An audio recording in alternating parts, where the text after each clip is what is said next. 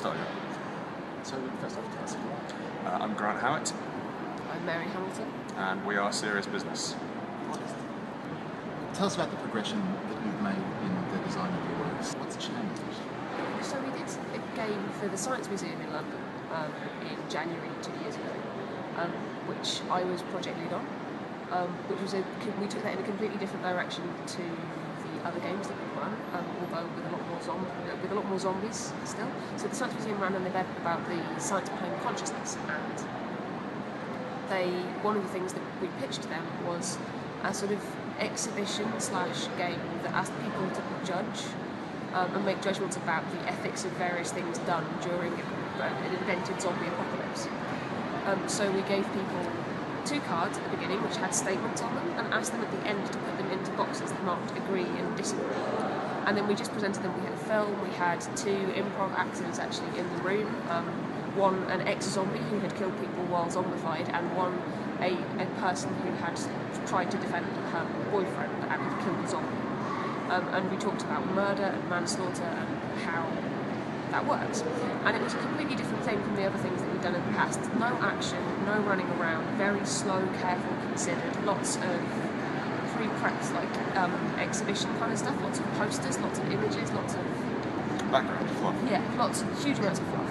And that was a real departure and a really exciting challenge. Yeah, that was you as well. Like you did Mary took project lead on that one, and you can tell because my games generally involve shotguns and running.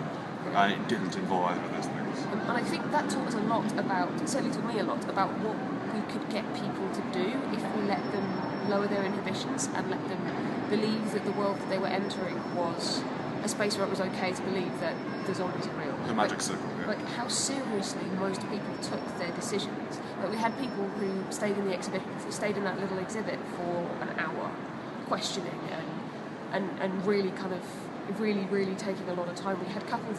One couple had a stand-up row about because they believed different things, and the way that people would be okay with pretending. Like a lot of our games up to that point, certainly Zombie Lark, we made it as easy to not pretend as possible. And I think for me that made it okay. Like that showed us that we could get people to pretend. And that I think you can see some of that in what happened with Spirits Walk, I think. And then you should talk about Spirits Walk because it's So I think I learned to relax and actually let the players put stuff in and build a world which the players could explore. And if you look at Zombie LARP and the Gobstopper Job, they're really high action games, and it's more about running and the physical aspect of play and being able to slip into a role, whether that role is the gunman in Gobstopper Job, or whether it's a guy with a fire axe in the zombie apocalypse. And it's more about existing in that moment solely and interacting with the players. And we tried to build a system which would let your decisions have weight. So whether or not you choose to run down this corridor or not, and then you can meet up with your friends. And the best thing in any zombie apocalypse is losing your friends and then finding your friends again. And that's a really wonderful moment, and our games were geared towards finding that. And then you look at something like Spirits Walk, which was much more structured, I think, but also much less gamey. So Spirits Walk was a game which we did as a headline for you guys for Pop-Up Playground at the Fresh Air Festival in 2014. The headline thing, and it was very exciting because it was my first time doing stuff with junk magic. My first time doing stuff which wasn't just really basic. Zombies exist. Fill in the gaps yourself. We made an entire mythology, and we tried to keep it very. What's the word? Light. So even if you didn't know anything about it, if you didn't do any of the reading or ask any questions, you could still sort of engage and go along yourself. I dressed up as essentially a magical vagrant. Ladies and gentlemen, rise, please, on your feet, on your feet. For an hour, we let dead gods through and lost gods into the city of Melbourne, and people had to go and interact with them for tokens, and all the interactions, which only tokens, were basically social transgressions. There was singing in public, there was waving around cardboard swords, there was dancing with people to music only you could hear.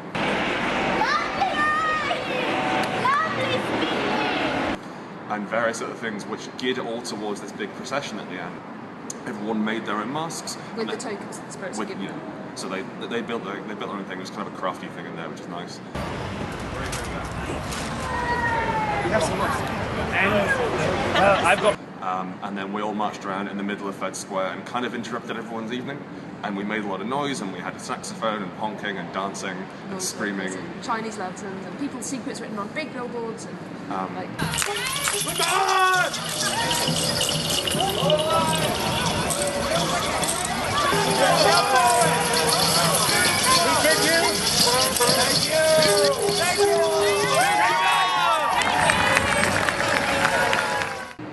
And it was really exciting because I have a lot of problems with social anxiety. I try not to let it show, but I do. And it was a way to actually explore that through games and say, isn't it cool to show off? Isn't it cool to play and to do things you wouldn't normally do? And I think we learnt a lot from the trial with the magic circle and building a safe space for people to believe something is real. We managed to effectively, with costume and with music and with acting, Fantastic actors. yeah, as well. incredible actors, bump that out to Melbourne CBD for an evening. And so people didn't feel so self-conscious about dancing. We gave them masks, we gave them tools to disguise their fact and say, this is a game. And then hearing some of the feedback from players about how liberating it was and how exciting it was to be able to dick around was really wonderful. And again, people put much more of themselves into some of the interactions than we were expecting. Like some of the secrets we got were big secrets Yeah. that people have obviously been carrying around for a long time. And some of them I think were piss takes. One man gave us a shoe, Yeah. Like, Not just a shoe he was carrying, like a shoe off his actual foot. and we still have it. But he didn't come back. Someone gave us a credit card. Yeah. Like, people were giving, as part of this thing, people gave up so much more of themselves than we ever expected or even really asked them to. People were willing to go much further than we had expected. And that, I think, is a thing that I want to play a lot more with in the future. This idea that if you give them the permission and the encouragement to actually explore a different world, a different idea of the city, a different idea of themselves, that they will take that to places that you couldn't possibly have anticipated or have expected. My overall goal is to make people look at cities in different ways, or like the spaces they go through. And one of the things we learned with Zombie LARP is we used to run it in a place where they did exams in university, and quite commonly we get feedback of people saying, I went for an exam in there 3 months later, and I was checking the doors for zombies coming through. I was looking for my fire act, that sort of thing. And it's wonderful to be able to, like, especially with the Melbourne CBD or with the park in Igfest. We didn't do anything outside in London, but we could have done, I would have liked to do that next time. To take cities, and then so when people walk past this particular alley, think, oh, I danced there with a person that I just met to strange music, and then acted out some weird play that only I could hear and they couldn't hear. And that I want to basically scar people and scar cities in interesting ways so they can carry that. I think. One of the things that I saw while you guys were doing that was that you used the actors to lead by example the kind of behaviour you wanted from the players. So I remember there was a really great emphasis on getting the actors to really commit to the joy of the thing, which was fantastic to watch them doing that and be kind of contagious to the players, which gives the players a kind of license to do what you're asking them for. And I say that as a preface to this question, which was you mentioned junk magic. Tell me a little about that. So I moved to Australia about a year and a half ago. Now we're back in London, and we're on our way to New York, which hopefully will take over in the games. We'll take over the game scene by 2016. We figure. But I moved to Australia and I had nothing to do, and so I wrote a novel on an iPad about magicians and basically punching a golem made out of communion wafers in the face because I have very little else to do. Sorry, yeah, that happens if it's ever released.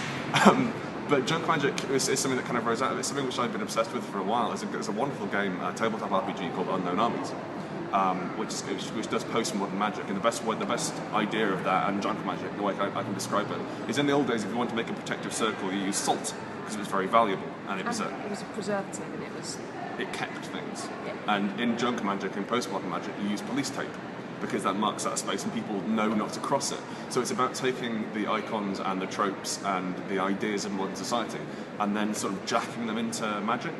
But also, junk magic is the idea that there isn't enough to go around. So it's like when you go to the shops and you don't have enough money for what you want precisely, so you have maybe a back pocket full of change, and you can, I can get some donuts, but not quite enough for dinner. And you've got maybe 85 pence in your pocket. You can afford to get that, and junk magic is the equivalent of that. It's making do with what you've got and casting spells with the equivalent of shrapnel. And it's it's in some ways it's about finding magic in the mundane. Oh, it's about drugs as well. Oh yeah, that too. Hence, junk is also because like something which Rob just referenced there. The spirits are really keen to have people do magic because it's like having drugs. It's like having that trip, that high, and various. And that's something which we tried to play with. Like it's a tremendous thrill for them. And so when people perform magic in their honour, it all ties into gods and devotion and worship. And in Spirit's Walk, that builds to that euphoric dancing procession where everybody is thrilled and overjoyed about what's happened. And no one's touched a drop of alcohol, no one's had any drugs, but there's that sort of, whoa, that euphoria, like you're coming up, it's really exciting. Yeah. Should also mention Ludonarrative Disco Dance as well, which is the other game you're at, which is much less serious, but has similar themes. This taught us that it's okay to be really stupid. So there's a popular phrase in games theory called ludonarrative dissonance, where the game and the narrative don't sync. And I made a stupid pun on Twitter saying, what about Ludonarrative Disco Dance? And then Sarah, from Pop-Up Playground, said, why not run that at our festival? And we did. And we said yes, and then worked out what the game was. Later. We watched Saturday Night Fever for inspiration. Don't watch that film. It's not as much fun as you remember. It's more rape than I was expecting. Like 3 times as much rape as we remember. Anyway,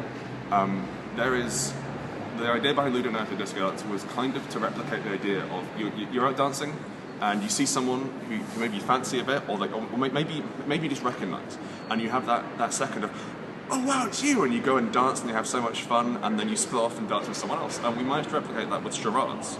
So we had the Bee Gees playing, so you couldn't really hear over the music, and we had strobe lights and we had smoke machines. Disco, like 22 disco balls. It was amazing. A lot of disco balls, and I had a pink wig with fairy lights rigged up in it, and I shaved off this part of my beard.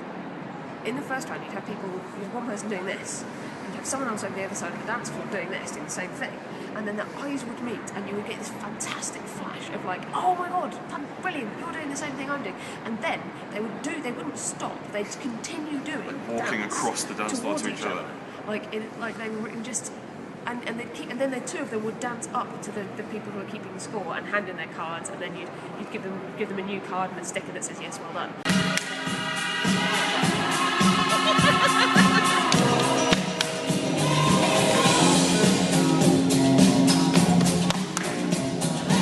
And that kept going all the way through into the third one. So you had people having lightsaber battles because they'd found each other and they were coming towards you, and then and it was also very good because we started to give out more than 2 cards. Yeah. So if you saw 2 people having a lightsaber battle, the third person would jump in, and that was really exciting. Yeah. I think that we cast aside Ludonarrative Disco Dance as a silly game, which we did, but actually, it's quite hard to get people to dance with each other at the drop of a hat, sober. And not care. They to look really, really daft and to not care. But I suppose it wasn't dance seriously. It wasn't show us your best moves. It was do this stupid move, and so you give them so much license to misbehave. Yeah, and because you're asking them to do something that's recognised and recognisable, you're asking them to exaggerate and to overplay the movements and to perform. And it was wonderful. It was also particularly great watching adults and little kids playing together. And the ones that the kids could get, like the Lion King, that was brilliant. That was just really watching the excitement on the child's face and how much pleasure that gave the grown-up that found them. It was just tops. And also, like, it was the first purely joyous thing we've ever done. They started to develop their own language. Every single round developed their own language, and so they became very quickly a shorthand for Cinderella. So by minute 2 of round 3, there would be 3 people running around holding a shoe looking like that, because that's what we'd done. That's what Cinderella was. And they'd seen other people doing it, and so you start to get this incredibly quickly how to act out Cinderella. It was beautiful to see. Yes, but yeah, that's all of our previous games. So our original like Zombie Lark was about fear and how much fun it is to be a bit scared. Yeah, to chase and be chased is always fun. And to hunt and be hunted as well later on. And I suppose to give people again a license to do that in a safe space. Yeah, but I think Ludonarrative Disco Dance was the first thing we did, which was about movement and social interaction for the sake of the pleasure of those things. And it was the first, I think, probably the only purely joyous. And Spirit's Walk, I think, as well. Like Spirit's Walk took that sense of joy, that sense of delight at the universe, and tried to make it into a bigger and more applicable thing. So I think in a big way that's been quite a progression for us, going from these small, intense, quite tightly wound, very adrenaline-filled things to these much broader, vistas of emotional thing. And time's always a really important thing for us. Like I never want to run a weekend event. No. Because that's such a long, dragging process, and you can't do the timing right. And even Spirits Walk, it was an hour and a half, I can't quite remember. But like when I rang the bell to get things started, people ran, and they were running around the city. And one thing I learned from doing a few live games in England, if you can get people to run to whatever objective you do, they'll be convinced it's 20 times more exciting because they're out of breath. And also it's just easy to pace, and it's like, and if you can't see everything, if you can't feel like you've done everything and you're bored, then it's nice to be able to share those stories. Oh, I found the Whispering Maiden. Oh, what was she like? And it gives you a slightly different experience, not like everyone's going through the same gauntlet, the same haunted house experience. And I think that's the thing we've kept, is that variability of player experience. We want everybody's playthrough to be different.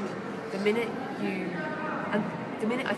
start to standardise experiences, you quickly discover that the range of emotions that are possible for the players becomes quite small. And I think it's a big way where live games differ fundamentally from traditional, or even less traditional, theatrical performances, is that I never want there to be a standard experience that you have in one of our games. Your experience is yours. It should be different. It should be personal. Sometimes that means people are going to have worse experiences and better experiences. There's a range of options, and like it's for Spirits Walk, if you didn't buy in to the idea, then you weren't going to have a particularly fun time. If you had trouble finding one of the spirits, that was not going to be as good for you potentially as someone who found them all immediately and got to see everything.